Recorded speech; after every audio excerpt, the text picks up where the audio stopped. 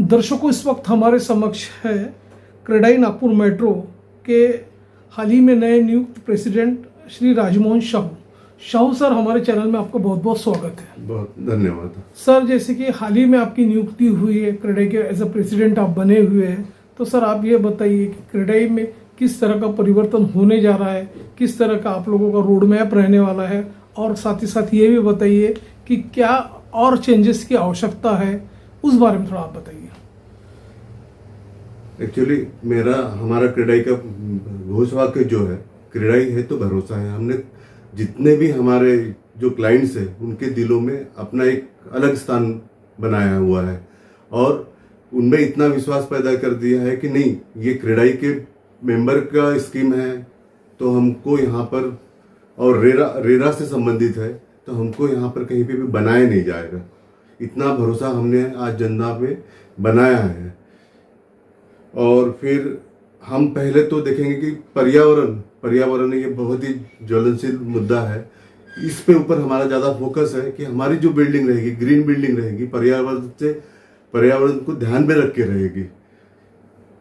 उसके बाद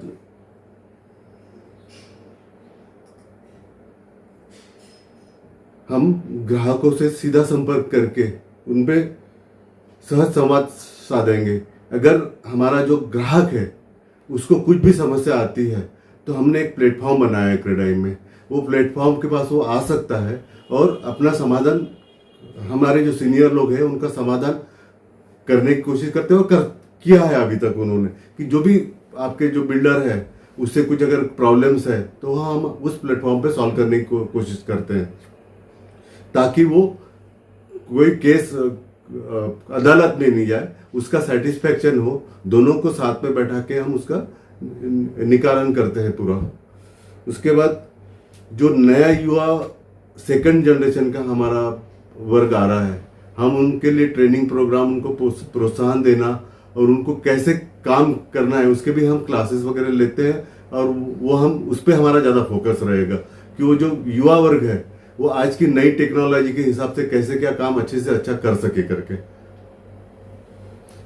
और जैसा जो हमारे जो बिल्डर्स भाई है, जो हमारे सभासद है, सदस्य है क्रेडाई के, हम उनके आखिरी जो है 350 मेंबर, हम उनके पास पर्सनली पहुंच के उनके क्या प्रॉब्लम्स है वो प्रॉब्लम भी, लेकिन वो प्रॉब्लम जो भी है वो न्याययुक्त होना चाहिए। न्यायालयीन यानी हम बोलेंगे उसको कि अनऑथराइज नहीं होना चाहिए।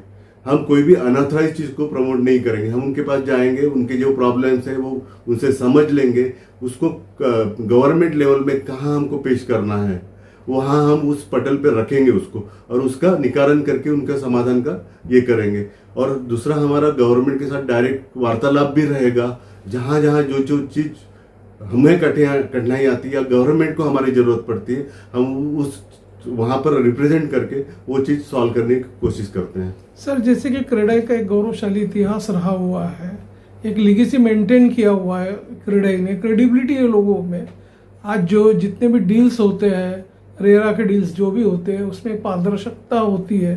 क्रेडाई के अंडर में लोग बिलीव करते हैं आपका, जैसे कि आपने क्रेडाई का जो बताया विश्वास है लोगों को। तो आप ये बताइए कि अभी जैसे रियल एस्टेट मार्केट में काफ़ी बूम है, अभी नागपुर सिटी एक स्मार्ट और ग्लोबल बन चुका है, तो इसमें कई तरह के अभी नए नए बिल्डर्स भी आ रहे हैं ये लाइन में। तो ये नए बिल्डर्स को, जैसे आपने एजुकेशन का बात किया, तो आप ये बताइए कि ये लोगों को मेंबर्स बनाने के लिए और क्या क्या आप लोगों का आगे का प्लान रहने वाला, उस बारे में बताइए। हाँ, तो हम अभी मेंबर्स बनाने के लिए पूरा सर्वे करने वाले हैं। जो बिल्डर्स हमारे मेंबर्स नहीं हैं, हमारे यहाँ की टीम उनको अप्रोच करेगी और उनको बताएंगे कि क्रेडाई हम क्या क्या करते हैं करके, कैसे कैसे जो भी कुछ यूडीसी पर प्रॉब्लम है, यूडीसी रिलेटेड या जो भी कुछ सैंड वगैरह रिलेटेड, हम कैसे रिप्रेजेंट करते हैं और आपके प्रॉब्लम हम कैसे छुड़ा सकते हैं, हम आपके कैसे काम में आ सकते हैं, ये हम उनको अप्रोच करके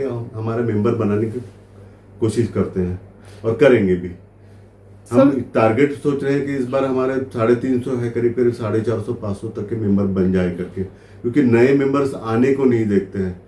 वो बोलते हैं कि जाके फायदा क्या है। हम उनके दिल में अपना विश्वास बैठाएंगे। हमारा आदमी, हमारे जो भी टीम है उनको जाके बताएगी कि नहीं देखो हम आपके लिए काम कर रहे हैं, आप ये मत सोचिए, हम एक परिवार है, हम आपके जो प्रॉब्लम्स हैं वो जहाँ पर भी है, तो हम 350 लोग है, कल 400 450 होंगे, हमारी एक स्ट्रेंथ है, हम गवर्नमेंट लेवल में उसको रिप्रेजेंट करके उसको सॉल्व करते हैं और उसको सॉल्व करने यानी राइट प्लेटफॉर्म में रख के हम जो भी आपको अड़चन आ रही है उसमें से हम आपका निजात दिलाने की कोशिश करते हैं। ये हमारा पहला टारगेट रहता है आप लोगों के लिए, तो उन पे हम विश्वास बनाएंगे और उनको अपना मेंबर बनाएंगे। सर जैसे कि पिछले बार भी देखा गया है कि मतलब जो क्रेडाई जो आपकी बड़ी जो संस्था है, तो उसमें कई तरह की जो समस्याएं जो आई है ग्राहकों को आई है, तो आप लोगों ने निराकरण तो किया ही किया है, लेकिन गवर्नमेंट को भी कुछ नई प्लानिंग बनाने के लिए, नए रूल्स रेगुलेशन बनाने के लिए हमेशा समन्वय का भाव रहा हुआ है। इससे पहले कई तरह के रिप्रेजेंटेशन आप लोगों का गया है गवर्नमेंट के पास, या गवर्नमेंट की चाहे यूडीसी का हो चाहे RRRs के बारे में हो, हर तरह का एक समन्वय रहा हुआ है।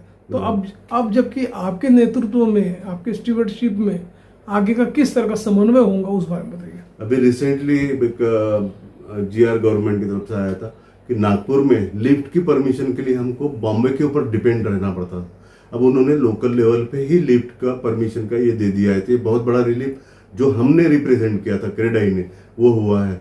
उसके बाद UDCPR में भी जो प्रॉब्लम आते हैं, अभी जैसा आगे में हमने देखा है कि हर एक महाराष्ट्र में UDCPR आने के बावजूद भी हर एक डिस्ट्रिक्ट का अलग अलग GR वगैरह निकलता है। जैसा अभी रिसेंटली निकला था सातारा के लिए कि 20-20 हजार स्क्वायर फुट के वो फार्म हाउस के ये कर सकते हैं, लेकिन वो सिर्फ सातारा के लिए निकला है। हमारा ये कहना है कि वो पूरे महाराष्ट्र के लिए निकले, और जो ऐसे ऐसे रूल्स थाने पूना वगैरह में दिए हैं जो कि हमको नागपुर में नहीं मिल रहे, हम उसके लिए भी रिप्रेजेंट करेंगे कि वहाँ है तो हमारे यहाँ क्यों नहीं है। अगर आपका UDCPR पूरे महाराष्ट्र लेवल में एक है तो रूल भी एक तरीके होना चाहिए। ऐसा नहीं कि पूना को वाले को ज़्यादा प्लस देखा गया है, या फिर जो उनके पास स्ट्रांग लॉबी पहुंचती है उनको प्लस दिया जाता है, हम नागपुर वालों को नहीं दिया जाता। हम उसके लिए भी फाइट करेंगे और वो मिलाने की कोशिश करेंगे। हम शहर विदर्भ और इंटरस्टेट के दर्शक मिस्टर राजमोहन साहू जो कि आप अभी नए प्रेसिडेंट बने क्रेडाई नागपुर के, आपने अपना समय हमारे चैनल्स के लिए दिया। इवन आपका फ़ोन नंबर और एड्रेसेस हमारे स्क्रीन पे फ्लैश हो रहा है, उसे देख के जो दूर दराज के जो लोग हैं, ग्राहक है, या जो कोई नए बिल्डर्स है, उभरते हुए बिल्डर्स है, वे आपसे संपर्क कर सकते हैं और मेंबर्स भी बन सकते हैं।